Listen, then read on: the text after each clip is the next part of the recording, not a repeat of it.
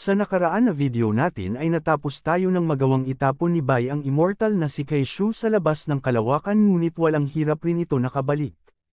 At nang makabalik sa mas mababang kaharian ay napag-alaman ng system ng ating bida kung ano ang balak gawin ni Kaishu sa mundo na kung saan nakatira ang mga mortal.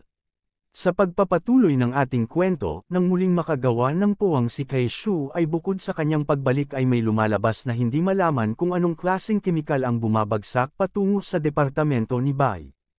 At nang makarating ito at tumama sa Defense Formation Array ay hindi nito kinaya ang kemikal gayong natutunaw ito.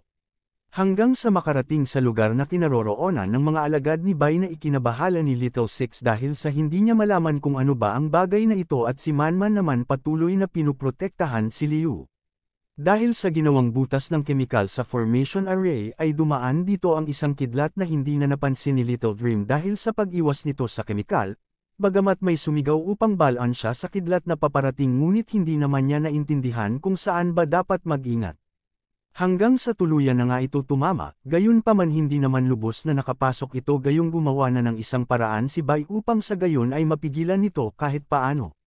Habang nakatingin ang ating bida sa kalangitan kung saan naruroon ang immortal niyang kalaban na si Kaishu ay naiinis na ito sa pinaggagawang kahangalan ng immortal niyang kalaban ngayon ngunit nababagabag rin. At pag-aalala rin na sabi ni Bai na ano ba talaga ang ginagawa ng baliw na babaeng iyon sa itaas na kaharian. Bukod pa habang patuloy na bumababa ang hindi nila makilalang kemikal ay hindi rin maunawaan ni Bai kung bakit nagkakaganito ito. Sa dami ng kanyang mga katanungan ay sabay nagbigay muli ng babala ang system kanyang inihayag kay Bai na ang daanan sa itaas na kaharian ay lumalawak. Kung pahihintulutan lamang na magpatuloy, ang buong mortal na kaharian ay malulunok nito. Dahil sa masamang sitwasyon na ito ay maging ang system ng ating bida ay nababahala na rin kaya mabilis niyang pinag-iisip si Bai ng paraan upang mapigilan ito. Sa pagpapanik ng system ay pinakalma lang ito ni Bai at kanyang ipinangako dito na hinding-hindi niya iyon mapapayagan kahit ano pa man ang mangyari. Sa kalagitnaan ng pakikipag-usap ni Bai sa kanyang system ay ibinunyag na ni Kaishu kung ano ba ang kanyang ginagawa gayong sinabi niya na ito ang heavenly daw. Ito ang manifestation ng aking pagsasanib sa makalangit na paraan. Pagkatapos ay kanyang tinanong ang ating bida na kung paano ito makalalaban gayong isa na daw ngayon ganap na Diyos si Kaishu.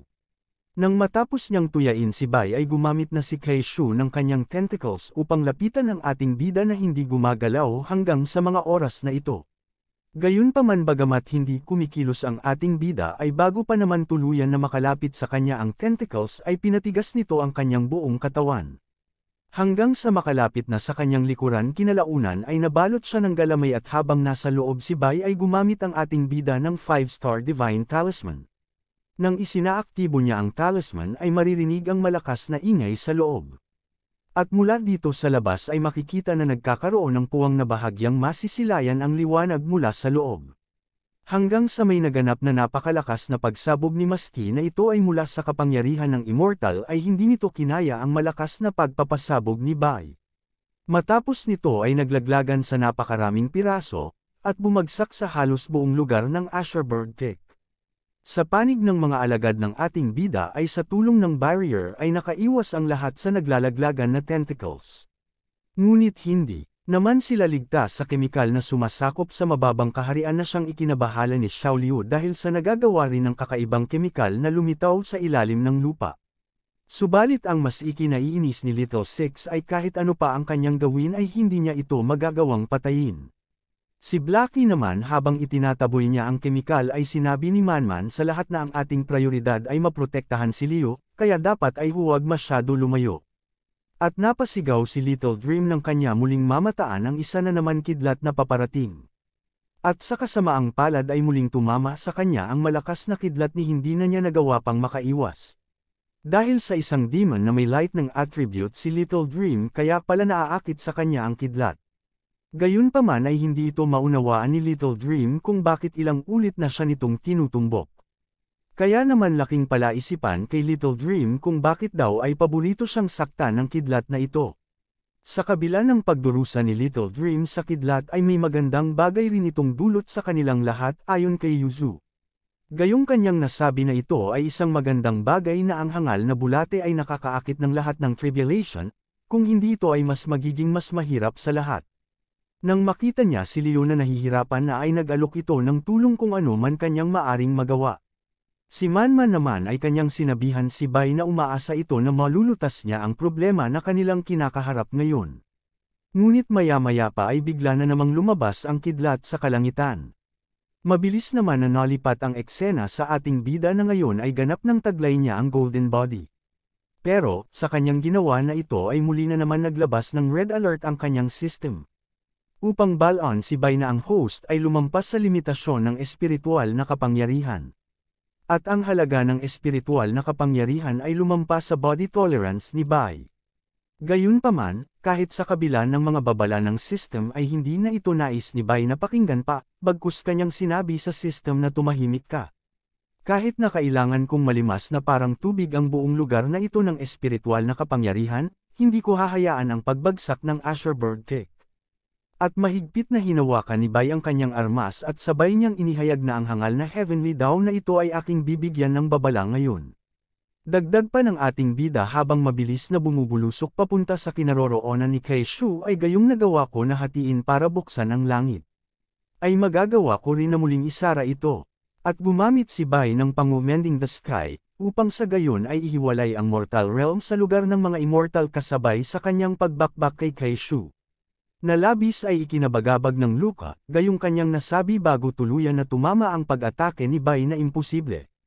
Paano magkakaroon ng isang tao dito sa mortal na mundo na maaaring gumamit ng napakalaking halaga ng espiritual na enerhiya? Hanggang sa kanyang mapagtanto na ito ay dahil sa palakol ni Bai na nakatawa niyang sinabi sa ating bida bago tuluyang samarado ang puwang. At tuluyan ng sumara ang puwang napabigkas na lang din si Bai nang talagang siya ay isang baliw, na nakamasid sa ibaba. Sa isip-isip ng ating bida matapos niyang matuklasan ang gayong gawin ng isang immortal ay kanyang natanong na ang lahat ba ng mga nakarating sa immortal realm ay gaya niyang may hindi makataong pag-uugali.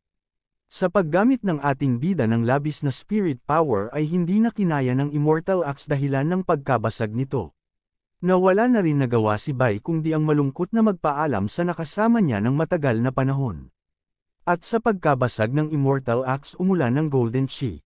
At gayong bumabalik na sa normal ang kalangitan ay nakahinga na rin ng maluwag si Little Six dahil sa wakas raw ay natapos na ang kaguluhan. Kanya rin nabigkas na ang isang golden core tribulation sa ganitong antas ay first time sa kasaysayan. Napunta ang kaganapan dito kay Liu na kung saan ay nakaramdam na ng labis na panghihina komplikasyon sa ginawa niyang pagko-cultivate. Na halos ay mapasubsob sa kanyang kaibigan na si Manman na ngayon ay nababahala na rin. Hanggang sa nagsalita na si Liu upang sabihin na hindi na niya matatagalan pa ang ganitong kalagayan. Sa pahiwatig niyang iyon ay humiling na ng tulong si Manman gayong napansin niya na tila ay may maling nangyayari kay Liu. Si Little Dream na isang soberanong demonyo ay naging kulot matapos tamaan ng ilang ulit na malakas na kidlat na maging ang kanyang pagsasalita ay apektado. At nang mapansin ni Xiao Liu ang lagay ni Liu, agaran niya tinawag si Bai. Agad din naman nakarating ang ating bida sa lugar at sabay tanong kung ano ang nangyayari kay Liu. Sa pagpapanik ni Little Six ay kanyang sinagot si Bai na natutulog siya, magsabi ka ng kahit ano sa kanya. Dahil naman sa kanyang mga pahayag ay nakatikim siya ng malakas na sapak kay Manman para patigilan sa pagsasalita nito ng mga walang kwenta. Para masiyasat ni Bai ang kanyang alagad ay hiniling niya ibigay sa kanya ito para malaman kung ano ba talaga ang tunay na nangyayari dito. Habang inaalam ni Bai ang lagay ni Liu ay nagsasalita ito kaya agad niya sinabihan ang dalaga na humiga ka na muna mamaya ka na lamang magsalita. At gayong nasa pangangalaga na ni Bai si Liu ay nakatitiyak na si Manman na magiging ayos rin ang lahat. At si Little Six ay umaasa rin na magiging ayos lang si Liu. Nang matukoy ni Bai ang sanhi, ipinahayag niya na nawala ang last step ni Liu. Hindi siya nakatanggap ng Thunder Tribulation, kaya siya ay nasa estado na ito. Matapos matuklasan ang siyang sanhi ng panghihina ni Yu ay nababahala si Manman gayong kanyang sinabi na ngunit saan tayo makakahanap ng lightning tribulation ngayon. Ayon kay Bai mayroon pang isang paraan maaari tayo gumamit ng isang may katangian ng kidlat na nahawahan ng aura ng tribulation upang sa gayon ay maakit ang kidlat. Subalit kung hindi man ito malulutas, si Yu ay magdurusa ng malaking pinsala sa kanyang pundasyon. Napatigil naman si Bai nang biglaang nagbigay ng isang mungkahi si Little Dream. Na ayon sa kanya ay tapos ano pa ang hinihintay natin? Humanap na tayo ngayon ng isang cultivator na may katangian ng kidlat at may aura ng tribulation. Dagdag pa niya na kung manlaban man, kidnapin na lang natin. Sa kalagitnaan naman ng kanyang pagsasalita ay napatigil rin ito matapos na pagtakahan niya na kung bakit ang lahat ay nakatingin sa kanya. Gayong ang apat nga ni Bai, Man, Little Six, at Blackie ay nagmukhang mga sindikato. Dahil sa kanilang naalala na itong demon na ito na si Little Dream ay may katangian nga pala ng kidlat na pwede nilang gamitin para maakit ang kailangan nilang tribulation. Sa naging hitsura ng pagmumukha ng apat ay nakaramdam na ng takot si Little Dream na bagamat kanyang natanong kung ano ang plano gawin sa kanya subalit kutob na niya na siya ang gagawing material upang tumawag ng kidlat. Gayon nga ang nangyari sa tulong ni Little Dream ay matagumpay silang nakapagpatawag ng kidlat upang tapusin ang naudlot na pagko-cultivate ni Liu dahil ayon nga sa nabanggit ni Bai ay maaring mapinsala ang foundation ng dalaga kung sakali na hindi ito magagawan ng paraan sa lalong madaling panahon. At maya-maya pa nagkaroon na ng buhay ang core ni Liu isang pahiwatig na matagumpay ang ginawang pamamaraan sa tulong ni Little Dream. Hanggang sa imulat na ng dalaga ang kanyang mga mata na agad tumambad sa kanyang harapan ang kanyang kaibigan at ang ating bida. Matapos na mabigkas ni Liu ang pangalan ng kanyang master at kaibigan, ay naalala niya na hindi ba't ako ay nagkulang sa temper mula sa lightning tribulation. Kaya laking tanong ng dalaga kung bakit naging maayos ang aking golden core. Natanong rin niyo na saan kayo nakahanap ng lightning tribulation. Tugon lang ni Bai na sa tingin ko ay maswerte kami, na sinundan naman ni Man na oo, ang demonyong iyon ay lubos na kapakipakinabang. Bagamat naging maayos na si Liu subalit si Little Dream ay kabaliktaran gayong hindi na niya kinaya ang ilang ulit na pagtama sa kanya ng malakas na kidlat. Dahil dito ay nababahala na si Xiao Liu kaya mabilis na iniutos niya kay Blackie na magmadali itong kumuha ng isang bagay na makapagpapabalik ng lakas ng kanyang katawan. Hanggang sa maalala niya ang Royal Emerald Grass na kanyang ipinampuna sa kanyang puwitan kagabi ay iniutos niya kay Blackie na kunin iyon. Subalit ayon kay Blackie ay mayroon din siyang ganon na handa niyang ibigay kay Little Dream. Matapos naman marinig ni Little Dream ang pinaplano ng dalawa na ang gagawing panggamot sa kanya ay ang damo na ipinampunas ng dalawa kaya pilit siyang nagsalita upang tutulan ang nais gawin ng dalawa ni Little Six at Blackie. Nang makita ni Leo ang lagay ni Little Dream ay nasabi niya na I see, sa palagay ko alam ko na ngayon kung bakit naging maayos ang aking golden core. Subalit hindi na tumulong ang ating bida para gamutin si Little Dream gayong kanyang inihayag na kailangan kong pumunta sa Deacon Hall upang mag-file ng isang ulat para muling itayo ang lugar na ito. Kanya na lang sinabihan si Little Six na maaari mong gawin ang anumang kailangan mo para sa ngayon. Na agad Rain sumang-ayon. Sa kabilang banda habang magpupunta ang ating bida sa Deacon Hall upang isaayos ang kanyang nawasak na sekta. Mula dito sa kalawakan, at ito rin ang sinasabing Immortal World. Na kung saan ay makikita na matagumpay na naibalik ng ating bida si Kaishu kung saan siya nararapat na lugar kahit hindi niya ito nagawang paslangin. At si Kaishu ay natatawa niyang binabanggit ang pangalan ni Man, Liu, at ang ngayon lamang niya nakilala na si Bai. Mahigpit niyang ipinangako sa kanyang sarili na sa susunod na magkita tayo ay iyon na ang araw ng inyong kamatayan. Muling bumalik ang eksena dito kay Bai na kung saan naman ay panay ang reklamo dahil sa matapos ipaalam sa kagawaran ng mga tagapagtayo ng gusali ay kinakailangan pala na gumastos ng 50,000 spirit stone para gawin ang nasirang bahay. At gayong walang pera si Bai kaya nasambit niya na tila kailangan kong mag-isip ng ilang paraan upang kumita ng pera. Bago patuluyan may libing ni Bai ang armas na kanyang nakuha sa Lucky Box na kanyang gantimpala ay muling lumabas ang kanyang system upang ipaalam ang bago nitong world mission. Kanyang sinabi na mangyaring magtungo patungo sa itinalagang lokasyon at hanapin ang target at tanggapin ito bilang iyong bagong disciple. Dahil sa mission na tungkol sa panibago na naman alagad ay naagaw kaagad nito ang atensyon ng ating bida. Ngunit nang makita ni Bai ang nakadrawing sa screen ay kanya ito tinanong na hoy system, ano ang asul na bar na ito? Hanggang sa sinabi ng kanyang system na ito ang countdown bago mamatay ang iyong alagad. Sa pahayag na iyon ay napasigaw si Bai na muling tinatanong ang system na talaga ba na ang aking alagad ay malapit ng mapaslang. Na agad rin tumugon ang system ng oo. At ako naman tayo mula sa kabilang banda, na kung saan ay kasalukuyan na inaalagaan ni Leo si Little Dream dahil sa tinamo nitong matinding pinsala matapos sumalo ng ilang ulit na kidlat. At ang tatlong iba pa ay nagsasaayos naman ng pansamantala na matutuluyan gayong halos lahat ng bahay sa departamento ni Bai ay nawasak sa kagagawan ng baliw na immortal na si Kaishu. Maya-maya pa ay may dumating na isang spirit bird na siyang ginagamit na communication device ni Bai upang makausap ang kanyang alagad na si Yu. Nang sumagot si Leo ay sinabi na ni Bai na isama mo si Little Dream at pumunta kayo sa gate ng transportasyon sa pangunahing gate. Naikinabigla ni Little Dream dahil bakit pati siya ay kasama habang si Yu naman hindi maunawaan kung bakit tila nagmamadali ang kanyang master kaya ito ay kanyang natanong kung ano ang nangyayari. Tumugon ang ating bida na ngayon ay nasa main entrance na kanyang sinabi na sumama ka sa akin upang hanapin ang iyong junior makikita naman na bitbit ni Bai sa kanyang likod ang kanyang nakuhang gantimpala sa system ang Mumify. Makaraan ng ilang oras, ang eksena ay napunta dito mismo sa lugar na planong pupuntahan ni Bai at dalawa nitong alagad upang iligtas ang sinasabing bagong alagad ni Bai. Mula dito sa Liu family sa Wulan City, na kung saan ay kasalukuyan tinatanong ng isang lalaki na nakahood ang isa nitong tauhan kung handa na ba lahat. Na masigasig naman na tumugon ang lalaki na halos preparado na, at mabilis na iniutos ng tumatayong pinuno sa lahat ng sundalo na position na, tiyak ang lahat ng ito ay naghahanda sa isang malaking gulo. Inihayag naman ng isang nakahod sa mga sundalo na mangyaring subukan na sikapin ang pag-antala hanggat maaari. Matatanggap ninyo ang inyong gantimpala pagkatapos magawa ito, na masigasig naman na nagsitugon ang lahat sa kautusang iyon. Hanggang sa makapasok na ang dalawa sa loob ng kanilang bakuran. Matapos makapasok inihayag ng Ginoo na hanggat maaari nating maantala ng sapat at mahabang oras sa tulong ng mga tao. Hanggang sa dumating ang mga taga-Immortal Alliance magiging ligtas tayo. At hindi rin magtatagal, ang mga bastards ay maparurusahan. Subalit nagsalita ang kanyang kasama na uncle, mangyaring hayaan mo akong lumabas, ayoko nang tumakbo. Pag-aalala na tugon ng lalaki ang mga pumatay ay nasa lungsod na paano kita papayagan ngayon.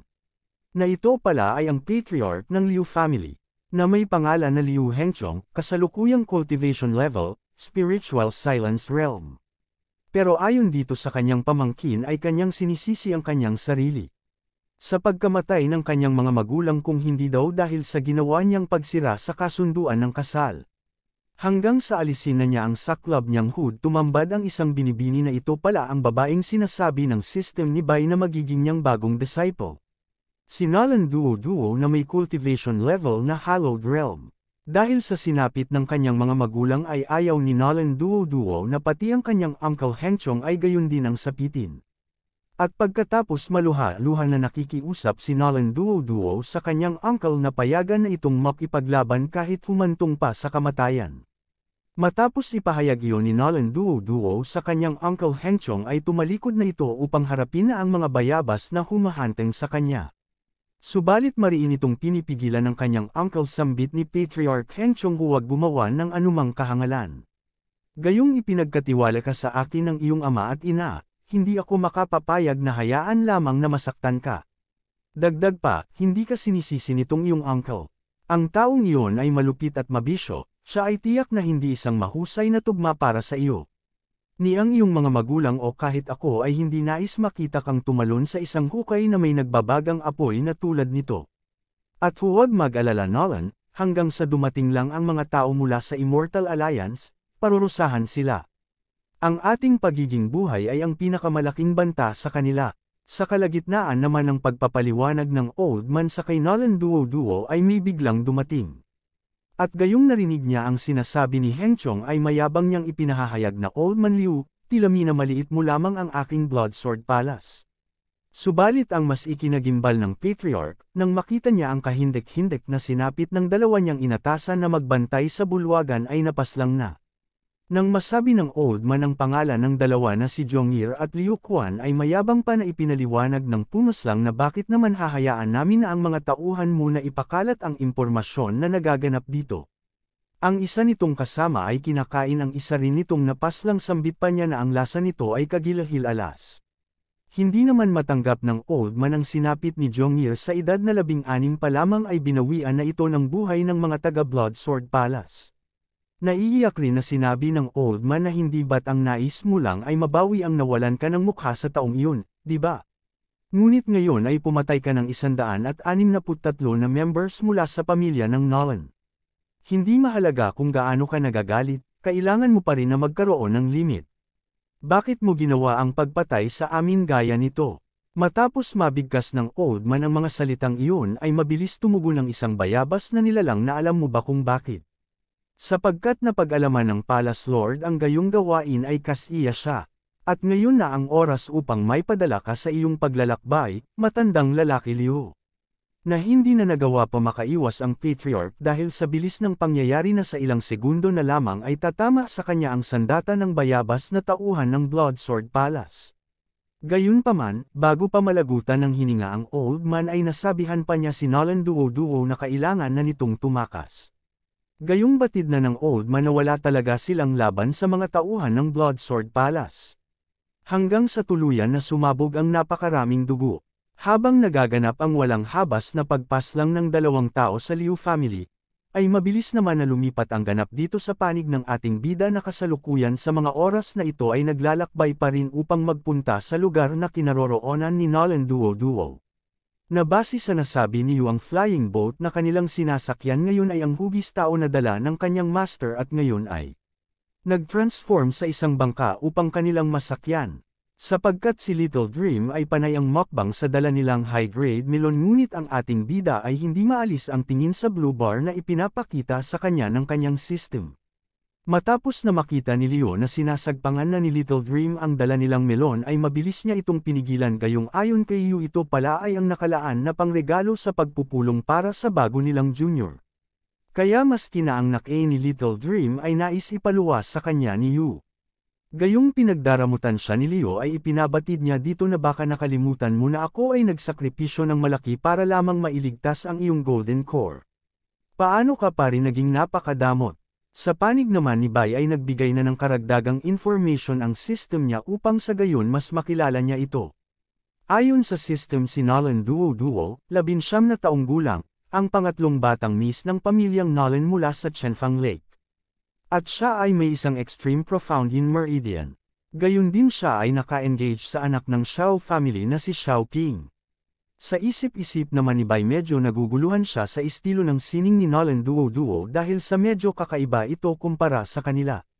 Muli ay ipinagpatuloy ng system ang kanyang mga kwento, isang araw ay pumunta mismo si Nolan sa Bloodsword Palace para dalahin ang isang sulat upang wakasan na ang kasunduan ng kasal. Ako si Nolan Duo-Duo, ay dumating dito upang wakasan na ang pakikipag-ugnayan sa pagitan ko at sayo Xiao Ping.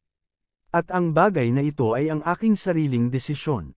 Sa edad na 14, si Xiao Ping ay nagdusa ng paglilinang at nawala ang lahat ng kanyang espiritual na kapangyarihan. Ang kanyang pagkatao ay sumailalim din sa isang malaking pagbabago. Si Nolan Duo-Duo ay palaging sumasalungat sa kasal, kaya't kinuha niya ang pagkakataon na masira ang pakikipag-ugnayan. Subalit hindi matanggap ni Xiao Ping ang ginawa ni Nolan Duo-Duo, kaya ipinangako ni Xiao Ping na ang ilog ay tumatakbo sa silangan sa loob ng 30 taon, ngunit tatakbo sa kanluran para sa susunod na 30 taon. Maghintay ka lang. Itinuring ni Xiao Ping ang break-off bilang isang malaking kahihiyan at nagsimulang magtanim ng kabaliwan habang nagpapahayag ng mga pangako sa publiko. Sa edad na 16, si Xiao Ping ay bumagsak sa isang bangin at nagkaroon ng isang matatag na engkwentro. Pagkatapos ay tinanggap siya bilang closed-door disciple ng Palace Lord ng Bloodsword Palace. Matapos siyang maging bagong Panginoon ng palasyo, pinatay ni Xiao Ping ang buong pamilyang Nolan at nais na makuha ang buhay ni Nolan Duo-Duo upang kabyusan ang kanyang sarili. At pangwakas na sinabi ng system kay Bai ay sa itaas ay ang ulat ng iyong bagong alagad, Nolan Duo-Duo. Matapos na malaman ni Bai ang kasaysayan ng buhay ng bago niyang magiging alagad ay nabigkas ng ating bida na bakit tila pamilyar ang kwentong ito. Ngunit, nagulantang naman siya nang biglaan na naman naglabas ng red alert ang system upang ipabatid kay Bai na malapit nang mamatay ang kanyang alagad. Gayong isa ito sa ayaw na ayaw mangyari ng ating bida kaya mabilis rin ito nagdesisyon na kailangan na nilang magmadali na puntahan si Nolan Duo-Duo upang iligtas sa nalalapit nitong kamatayan. Agad niya sinabihan si Leo at Little Dream na kumapit ng mahigpit gayong kailangan nilang magmadali. Pagkatapos ay inilagay ni Bai ang pinakamabilis na makakaya ng flying boat. Medyo nagtaka ang dalawang alagad ni Bai nang makita nila na may galamay na lumabas sa bandang likuran. Maya-maya pa ay ginapos nito ang dalawa upang sagayon at magsilbi itong seatbelt para hindi sila mahulog sa flying boat. At nang preparado na ang lahat ay biglaan na lamang lumipad ng napakabilis ang flying boat, laking panghihinayang naman ni Little Dream dahil sa bilis ng kanilang paglipad ay naiwan na ang lahat ng melon. Habang nagsusumikap si Bai na makarating sa tamang oras, ay muling bumalik ang kaganapan dito sa panig ni Nolan Duo. Nang mapaslang ang kanyang uncle ay halos pagmumurahin niya ang dalawang lalaki na nagpatamba sa kanyang uncle. Gayunpaman sinabihan siya ng isang bayabas na nakaputi na Miss Nolan, mangyaring huwag mabalisa, magiging maayos ka hanggat susundan mo lang kami pabalik sa Bloodsword Palace ng masunurin. At sa kasamaang palad alam rin pala ng bayabas na lalaki ang mga ilang tao na naririto sa loob ng gusali. Gayong kanyang sinabihan si Nolan Duo na kung hindi mo iyon gagawin, ang ilang natitirang buhay na mga miyembro ng pamilyang Liu na nagtatago sa back residence ay tiyak kong mawawala. Dahil sa ginagawang panggigipit ng bayabas na lalaki ay nagpasya na lang ang dalaga na sumama sa kanila upang sa gayon ay hindi na madamay pa ang ilang inosente. Dahil sa pag-surrender ni Nolan ay nakangiti na ipinangako ng bayabas na sigurado ako na si Palace Lord Xiao ay itatrato ka ng mabuti sa oras na kapag bumalik na tayo. Subalit ang isang bayabas, bagamat may kasunduan na, ay kapansin-pansin naman ang pagpapalabas nito ng kanyang spiritual chi. Nalingid sa kaalaman ni Nolan Duo ay wala talaga plano ang mga ito na mag-iwan ng buhay sa pamilya ng Liu na siyang ikinagulantang ng dalaga at hindi maunawaan kung ano ba ang ginagawa nito gayong inaatake niya ang back residence. Pero ang isang bayabas naman ay palihim na aatake sa kanya, ngunit dahil sa nakatuon ang kanyang buong atensyon sa umaatake sa mga tao ay walang kaalam-alam ang dalaga sa kanyang sasapitin. Hanggang sa magulat na lang ang dalaga matapos tumama sa kanya ang palihim na pag-atake ng isang bayabas na nilalang ni hindi man lang siya nakagalaw sa kanyang kinatatayuan. Bukod sa kanyang tinamong pinsala ay mas nabahala pa ang dalaga nang makita niya ang kumalat na dugo kung saan nagtatago ang ilang nakaligtas na kasapi ng Liu family.